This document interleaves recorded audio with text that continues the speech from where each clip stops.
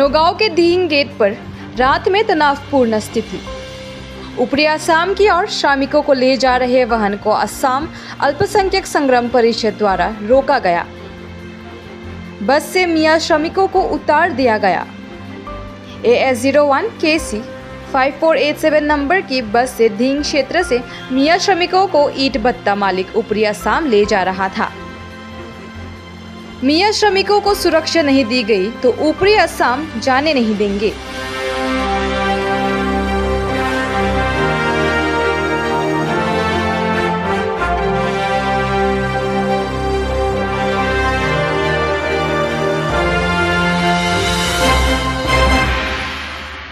আজি আমি নগাঁও ডিংগেট স্থিতত এটা বাছ আমি ৰখাইছোঁ।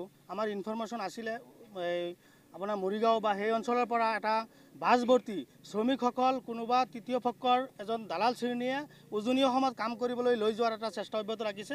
আমি ইনফৰমেশ্যন পোৱাৰ লগে লগে আমাৰ সংগ্ৰাম পৰিষদৰ এটি সজাতি তলে আমি ইয়াত ৰখাইছোঁ আৰু সোধপোছ কৰিছোঁ। আমি তাতে দেখিছোঁ বেছি সংখ্যক একেবাৰে স্কুলীয়া ছাত্ৰ ছাত্ৰী যে স্কুলীয়া ছাত্ৰ ছাত্ৰী তেওঁলোকক এই ইটাভাটাত কাম কৰিবলৈ লৈ যাব। যি সময়ত অসমৰ মাননীয় মুখ্যমন্ত্ৰী ডাঙৰীয়াই শিশু শ্ৰমিক বন্ধ কৰাৰ কাৰণে আপ্ৰাণ চেষ্টা অব্যাহত ৰাখিছে, তেনে সময়ত এই একেবাৰে শিশু শ্ৰমিকসকল আৰু শিশু ল'ৰা ছোৱালীসকল উজনি অসমত তেওঁলোকে গৈ ইটাভাটাত যাব আৰু তেওঁলোকৰ স্কুল যিটো শিক্ষা দীক্ষাৰ পৰা বঞ্চিত কৰিছে। গতিকে আমাৰ কথা হৈছে আমি এই শ্ৰমিকসকলক বাধা দিয়াৰ আমাৰ অধিকাৰ নাই, কিন্তু আজি আমি কিয় বাধা দিছোঁ আপোনালোকে জানে যে অসমৰ মাননীয় মুখ্যমন্ত্ৰী ডাঙৰীয়াই অসমৰ গৃহ বিভাগৰ দায়িত্ব লোৱাৰ পিছত যে সিদিনা ডিঙৰ আলম লৈ উজনি অসমৰ 30টা দল সংগঠনে যেতিয়া আমাৰ সংখ্যালঘু মিয়া শ্ৰমিকসকল উজনি অসমত কৰ্মৰত থকা ব্যক্তিসকলক আপোনাৰ বিভিন্ন ধৰণৰ শাৰীৰিকভাৱে অত্যাচাৰ কৰি যেতিয়া তাৰ পৰা ওলাই দিয়া হ'ল, বিভিন্ন ধৰণৰ মান সন্মান নিয়াই কৰি আজি উজনি অসমৰ পৰা খেতি পঠোৱা হ'ল। আৰু তাৰ পিছতে মুখ্যমন্ত্ৰী ডাঙৰীয়াই যেতিয়া উজনি অসমত নামনি অসমৰ শ্ৰমিকসকল কাম কৰিবলৈ গ'লে কোনো ধৰণৰ নিৰাপত্তা নিদিয়াৰ কথা কৈছিল। আৰু তেনে সময়ত নামনি অসমৰ বা মধ্য অসমৰ সংখ্যালঘু শ্ৰমিকসকল যেতিয়া উজনি অসমত কাম কৰিবলৈ যাব, তেতিয়া যদি কিবা পৰিস্থিতি বেয়া হয় বা কোনো ধৰণৰ শাৰীৰিক অত্যাচাৰ হয়, কোনো ধৰণৰ অপ্ৰীতি পৰিস্থিতিৰ সৃষ্টি হয়, তেতিয়া ইয়াৰ দায় কোন হ'ব? কাৰণ স্বয়ং আমাৰ ৰাজ্যৰ মুখ্যমন্ত্ৰী ডাঙৰীয়াই নিৰাপত্তাৰ ক্ষেত্ৰত যেতিয়া ব্যৰ্থ হৈছে তেখেতে ডাইৰেক্ট মানা কৰি দিছে। আৰু তেনে ক্ষেত্ৰত আমি সংখ্যালঘু সংগ্ৰাম পৰিষদে আমাৰ চকুৰ সন্মুখত যে শ্ৰমিকসকল তাত কাম কৰিবলৈ যাব আৰু বিভিন্ন দল সংগঠনৰ পিটন খাব, মান সন্মান শেষ হ'ব, এইটো আমি সংখ্যালঘু সংগ্ৰাম পৰিষদে কেতিয়াও আমি যাবলৈ দিয়া নহ'ব। আৰু যেতিয়ালৈকে 30টা দল সংগঠনে স্পষ্টভাৱে লিখিত প্ৰতিশ্ৰুতি নিদিব আৰু আপোনাৰ মুখ্যমন্ত্ৰী ডাঙৰীয়াই যেতিয়ালৈকে আপোনাৰ প্ৰতিশ্ৰুতি নিদিব যে যেতিয়ালৈকে সেই উজনি অসমত কাম কৰিবলৈ যোৱাৰ পিছত সম্পূৰ্ণভাৱে নিৰাপত্তাৰ দায়িত্ব মুখ্যমন্ত্ৰী ডাঙৰীয়াই ল'ব, তেতিয়ালৈকে সন্মানে উজনি অসমত কাম কৰিবলৈ যাব আমি সংখ্যালঘু সংগ্ৰাম পৰিষদে আমি সহযোগ কৰিম। তাৰ উপৰিও আমি এটা কথা অনুভৱ কৰিছোঁ, আজি উজনি অসমৰ ইটাভাটা হওক বা অনুষ্ঠান প্ৰতিষ্ঠান আজি শ্ৰমিকৰ অভাৱত আজি বন্ধ হ'ব ধৰিছে।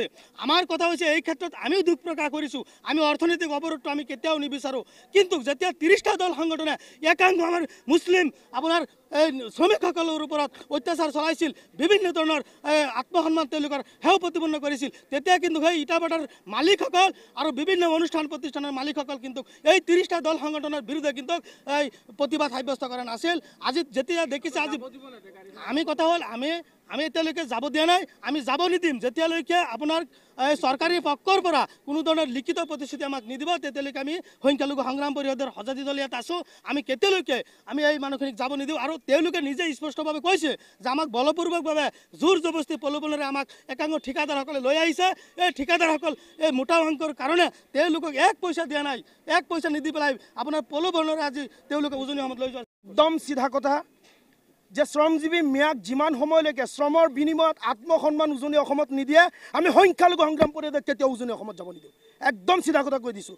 আৰু এটা কথা স্পষ্ট, অসমৰ মুখ্যমন্ত্ৰী ডক্টৰ হিমন্ত বিশ্ব শৰ্মা ডাঙৰীয়াই যেনেকৈ কৈছিল যে উজনি অসমত যদি কোনো মিয়া যায় নিৰাপত্তাৰ ব্যৱস্থা নকৰে, অসমৰ মুখ্যমন্ত্ৰী ডক্টৰ হিমন্ত বিশ্ব শৰ্মা তেখেতৰ মুখেৰে উচ্চাৰণ কৰি ক'ব লাগিব যে মিয়া প্ৰয়োজন হৈছে উদ্যোগ বিভাগ, প্ৰত্যেকটো উদ্যোগ যিসকল তেওঁলোকৰ প্ৰতিষ্ঠান আছে প্ৰতিষ্ঠানবোৰ বন্ধ হৈছে, আৰু মিয়া শ্ৰমিকৰ প্ৰয়োজন হৈছে আত্মসন্মানৰ লিখিত প্ৰমাণ দিব, তেতিয়া আমি সংখ্যালঘু সংগ্ৰাম পৰিষদে আমাৰ নগাঁও মৰিগাঁৱৰ যিসকল শ্ৰমিক আছে শ্ৰমদান কৰা ব্যক্তিসকলক আমি উজনি অসমলৈ যাব দিম। আৰু এটা কথা আমি দেখা পাইছোঁ, যিসকল ইয়াত আমি গাড়ীৰ ভিতৰত পাইছোঁ অধিকাংশ আপোনাৰ 40ৰ ঊৰ্ধত ব্যক্তিসকল মুৰব্বী মানুহক তেওঁলোকে এছাম উদণ্ড আপোনাৰ দালাল শ্ৰেণীৰ লোকে তৃতীয় পক্ষই টকাৰ বিনিময়ত মোটা অংকৰ বিনিময়ত তেওঁলোকক ঘৰৰ পৰা জোৰ জবৰদস্তি তেওঁলোকৰ আপোনাৰ প্ৰলোভনেৰে তেওঁলোকক লগত লৈ গৈছে আজি আনিছে আৰু ইয়াত লগে লগে আমি সমান্তৰালভাৱে দেখিছোঁ আপোনাৰ 7-8 বছৰ 9 বছৰ আপোনাৰ কিশোৰী স্কুলীয়া ছাত্ৰ ছাত্ৰীক তেওঁলোকে লৈ গৈ আছে তাত শ্ৰম কৰিবলৈ